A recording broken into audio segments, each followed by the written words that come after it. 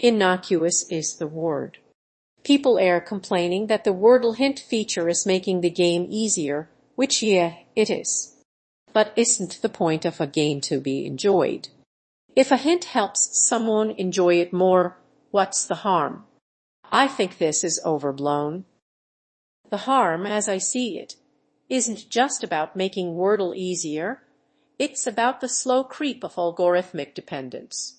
Wordle, in its original form, was a daily exercise in pattern recognition, vocabulary, and deduction. The hint feature shortcuts that process. We are essentially outsourcing a small part of our cognitive work to an algorithm, and I worry about the cumulative effect of that. Cumulative effect. On what? I think you're extrapolating quite a bit from a daily word game. Adiel cryo cryoextrel col cro cryoling quite they why you gave I to the big to big to the big we waiting to give game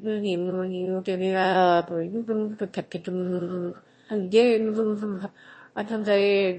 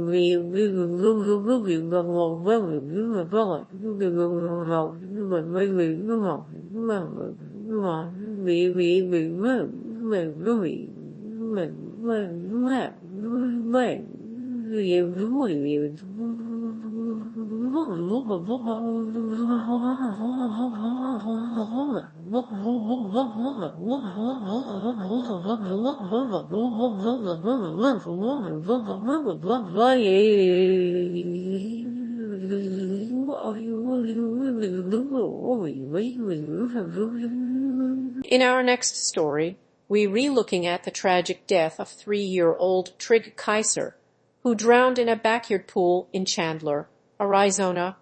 The boy was the son of social media influencer Emily Kaiser, and the incident has understandably drawn significant attention. It's a heartbreaking situation, Sarah. A reminder of how quickly accidents can happen, especially around water. The police and fire departments responded, and the child was hospitalized for 6 days before passing away. The speed of the initial response highlights the crucial role emergency services play in these incidents. Absolutely. And while our hearts go out to the family, it also raises critical questions about pool safety, parental supervision, and the responsibilities that come with owning a pool, especially when young children are present. The identifies drowning as a leading cause of death for children aged -4, second only to birth defects. This isn't an isolated incident. It's part of a larger, preventable trend. The data is certainly sobering, but let's also consider the context. Arizona, like many southwestern states, has a high prevalence of residential pools. The sheer number of pools increases the statistical likelihood of these tragedies, regardless of parental diligence. Does this suggest a need for stricter regulations on pool ownership, perhaps mandatory fencing and alarms? That's precisely the question. The article mentions the importance of 4-sided isolation fencing with self-closing and self-latching gates. These measures are proven to significantly reduce drowning risks. However, enforcement is key. Are these regulations consistently applied and adequately monitored? Are there socioeconomic disparities in access to pool safety resources? Impoverished neighborhoods may lack the resources to enforce these safety measures. Enforcement is always a challenge. Regulations, while well-intentioned, can also place a financial burden on homeowners. Consider the cost of installing and maintaining these safety features. For low-income families, that expense could be prohibitive, potentially leading to non-compliance. We need to consider a balanced approach that prioritizes safety without disproportionately impacting vulnerable communities. Perhaps subsidies or community programs could help bridge that gap. That's a valid point, Mike. Economic factors definitely play a role. We also need to examine the role of education. Are parents adequately informed about the risks associated with backyard pools and the preventative measures they can take? The article mentions learning life-saving skills like current basic swimming. Broader access to these programs could be life-saving. The Red Cross offers such courses, but awareness and accessibility need to be improved.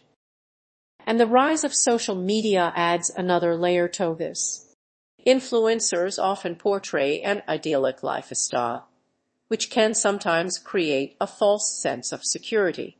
While I'm not suggesting Emily Kaiser is responsible for this tragedy, it's worth considering the impact of these curated online personas on parental perceptions of risk.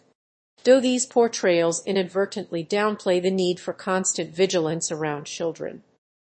That's a crucial point, Mike. The constant pursuit of content creation can be a distraction. These late-season blizzard warnings in northern Canada, particularly the Kanjik-Sujuak-Raglan Lake regions, highlight a concerning trend. While isolated weather events can definitively be attributed to climate change, the increasing frequency of extreme weather events, including late-season snowstorms, aligns with climate model projections. The immediate impact is clear: disrupted travel, potential power outages, and risks to vulnerable populations. But the long-term implications for infrastructure, food security in remote communities, and the overall Arctic ecosystem are far more significant. I agree the frequency is concerning, Sarah. However, attributing a single blizzard directly to climate change is a difficult argument to make definitively. We need to be cautious about overstating the connection without robust statistical analysis over a longer time frame. The immediate concern, as you mentioned, is the safety of the communities affected. These regions often rely on spring for resupply. Delayed or disrupted shipments of food and fuel could have serious consequences, especially for those already facing food insecurity. The stakeholders here are primarily the indigenous communities, local governments, and the federal agencies responsible for emergency response and resource delivery. The connection to climate change isn't about a single event, Mike, it's about the pattern. Studies, like those from the IPCC, show a clear trend towards more unpredictable and extreme weather patterns globally. The warming Arctic, for example, disrupts the jet stream, leading to more erratic weather systems further south. Tis for the day, furthermore, so real warming this day. This isn't just about inconvenience, it's about systemic risk. Think about the permafrost, though exacerbating infrastructure damage, or the impact on traditional hunting and fishing practices that are central to the cultural and economic well-being of these communities. I understand the systemic risk argument, and I don't disagree with the broader trend. And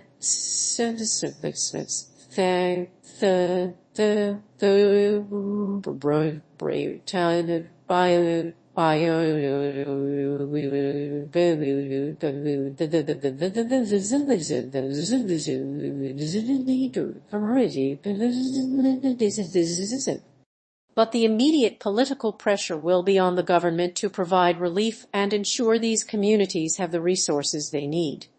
The political calculus involves balancing short-term emergency response with long-term climate mitigation strategies. There will be calls for increased infrastructure investment, potentially including more resilient housing and transportation systems. However, the economic in our next story, we're looking at the Vancouver Canucks' surprising decision to appoint Adam Foote as their new head coach. It's a move that raises a number of complex questions, not just about the team's direction, but also the broader issues of reputation and accountability within professional sports. Surprising is right. On the surface, it appears to be a cost-effective internal promotion. Foote was already an assistant coach. But digging a little deeper, you see the shadow of his son's ongoing trial for sexual assault, which inevitably taints this decision, however unfairly. The optics are undeniably problematic for a franchise trying to cultivate a positive image. Precisely. The Canucks organization is clearly prioritizing internal familiarity and perhaps perceived player support, with reports suggesting Captain Quinn Hughes favored Foote's appointment. However, this focus on immediate team dynamics seems to disregard the potential long-term reputational damage. We've seen repeatedly how easily a franchise's brand can be eroded by association with scandal.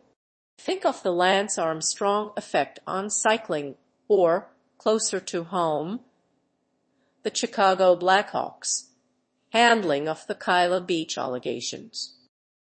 But let's be pragmatic. Sarah, the Canucks are a business. They need to win, and they need to sell tickets. Alvin's statement emphasizes Foote's leadership and ability to build a winning culture, his banking on Foote's coaching acumen to outweigh the negative press.